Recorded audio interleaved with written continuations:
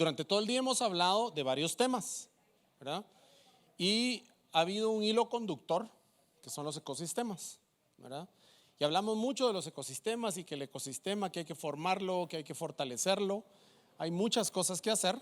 Entonces decidimos, ¿verdad? Con la Secretaría, pues que era un bonito ejercicio el poder finalizar haciendo un pequeño ejercicio de cómo formar un ecosistema, ¿sí? Entonces eso es lo que vamos a estar haciendo. Entonces primero vamos a hablar un poco de los conceptos de los ecosistemas y luego vamos a entrar en ese animal que es de otra raza, que son los ecosistemas de transferencia tecnológica, porque hay ciertos componentes que no son los mismos, ¿sí? Y luego ustedes pueden ver que por ahí tienen unas hojitas de rotafolio y unos marcadores. Entonces lo que les vamos a pedir es que en las mesas ustedes tengan la oportunidad de trabajar con sus colegas, ¿verdad? A los de Galileo me los dejaron solitos, entonces tal vez de repente podemos ahí pedirles que se unan a otra mesa. Vamos a hacer un pequeño ejercicio de cómo formamos un ecosistema, ¿sí? Entonces eso es lo que vamos a estar haciendo. Entonces, como este es un ejercicio en conjunto, le voy a ceder ahorita la palabra a James, ¿verdad? Por si él quiere introducirnos también algo con el tema de ecosistemas, y lo vamos a ir haciendo así a dos voces. Yo voy a ir pausando después de cada slide para que también podamos aprovechar la experiencia de James. Anything to say about ecosystems? Okay. Sure. Okay, so generally about ecosystems. All right, so what you're looking for with an ecosystem is you have an eventual goal, something you want to accomplish, and the ecosystem is going to help you. These are the individual participants that are going to help you to get to your goal. So I always like to take a goal, and I always like to break it down. But you first have to start with what success looks like. This is what success looks like. Here are all the different parties that are going to help us to get to success. And then it's about putting the interactions of those individuals together in the ecosystem so that they can accomplish your vision of success. Entonces, como ustedes saben leer, no hay peor cosa que alguien se pare aquí a leer lo que ustedes están leyendo, entonces no se los voy a leer, ¿verdad? Es obvio. Yo tenía un jefe, yo tuve la oportunidad de trabajar con Microsoft 5 años y medio, y el jefe ahora es el vicepresidente de desarrollo de software, se llamaba Álvaro Celis. Cuando uno se paraba a leer decía: chamo, yo sé leer, decime qué más tenés que decir de lo que está ahí. Entonces, ¿qué les puedo decir además de lo que decía James? Una cosa que a mí me llama la atención de los ecosistemas, ¿sí?, es esa idea de coevolución. Por eso es que hice el comentario cuando estaban aquí nuestros colegas de industria, de que hay que coevolucionar. No es que la universidad dicta su agenda, ¿sí?, con las investigaciones que hace y lo que les interesa, ni tampoco la industria con las necesidades. Es un tema de coevolución, y esa es una cuestión muy importante, ¿verdad?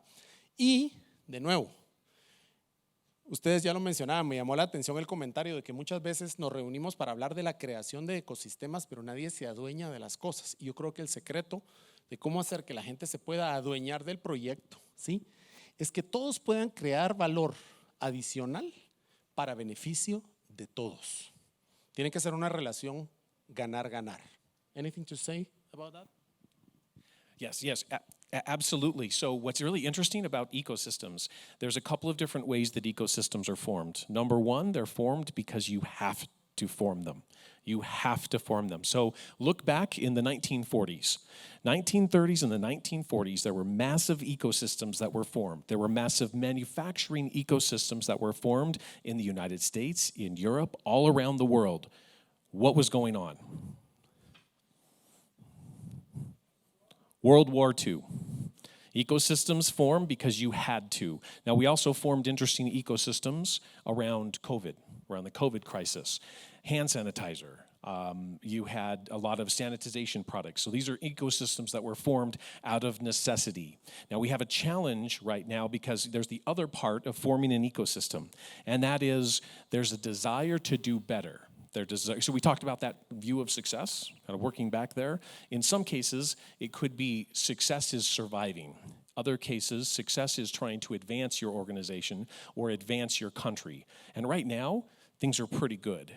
And unfortunately, pretty good can be the enemy of great.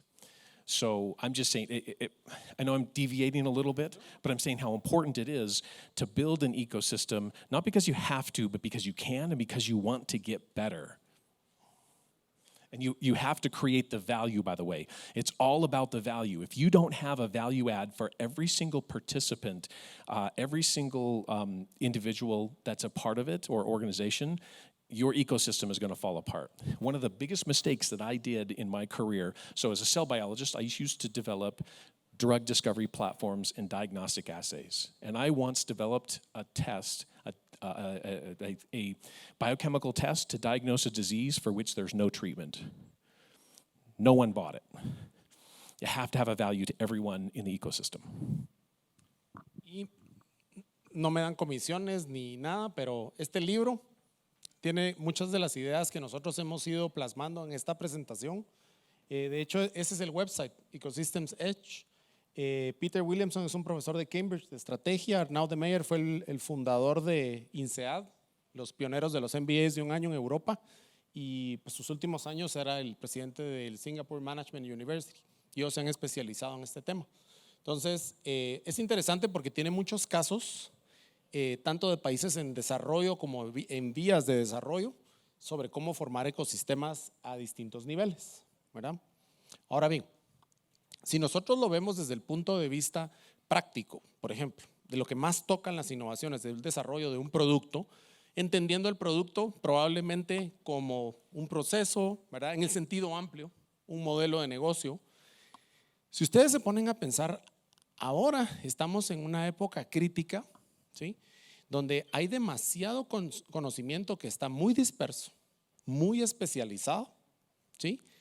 Y hoy Víctor me lo recordó cuando estaba haciendo la línea de tiempo de la transferencia tecnológica en Colombia. Estamos en un punto histórico. Es la primera vez en la historia, y estoy hablando de los últimos 20 años, que nosotros podemos producir alta tecnología porque las tecnologías son abiertas.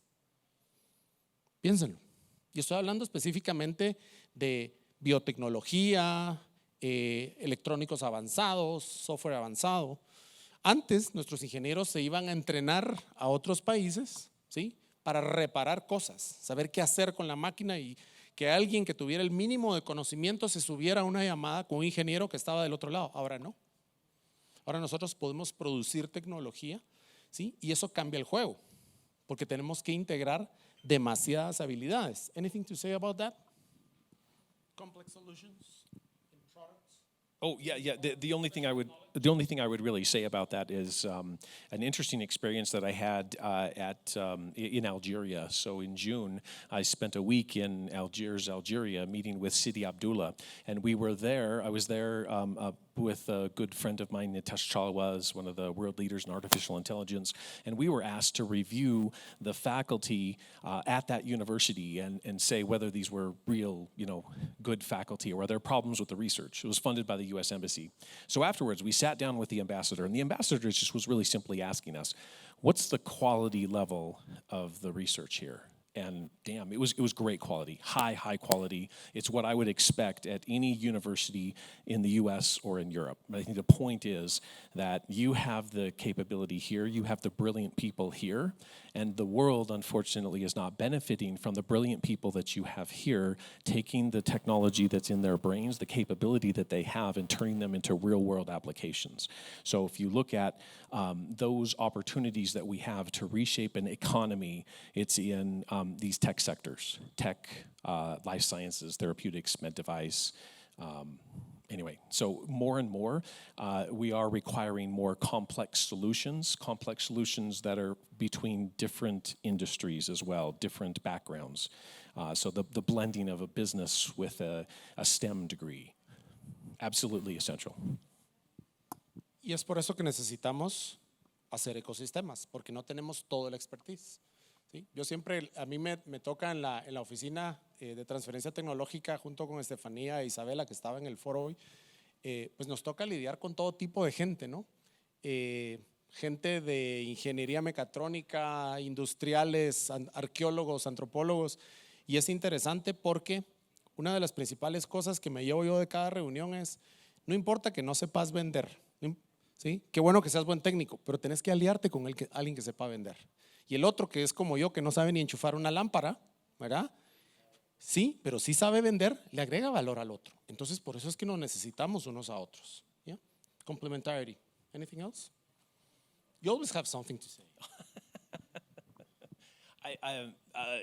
Yes. Yeah.